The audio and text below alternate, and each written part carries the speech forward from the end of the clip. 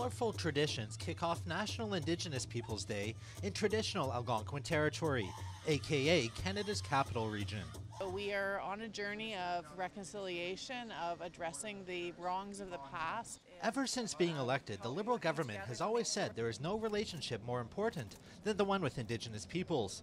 Phil Pott is quick to point out all of her government's accomplishments they claim to have made. So far lifted 64 long-term drinking water advisories. We've built close to 13,000 homes, hundreds of new schools. Despite her claims, the last year has been a rigid test of the government's commitment to Indigenous peoples and issues. The trial of Gerald Stanley, who killed a young First Nations man, Colton Bushy, highlighted serious problems with the lack of First Nations people on juries. Commissioners of Canada's National Inquiry into missing and murdered Indigenous women and girls called for a 2-year extension, but were only given 6 months. And one issue that continues to fester is the government's purchase of the Kinder Morgan Trans Mountain Pipeline, despite considerable opposition from Indigenous peoples and organizations.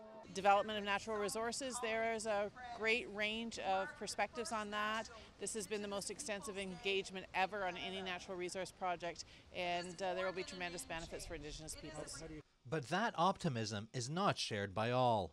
National Indigenous Peoples Day will not be a true celebration until our children have the same supports and opportunities as most children.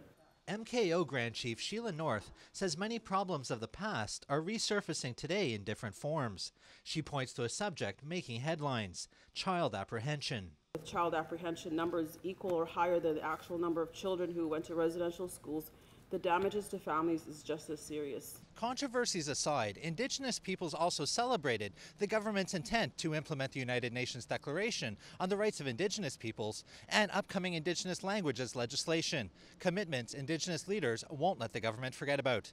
In Algonquin territory, aka Gatineau, Quebec, Nigel Newlove, City News.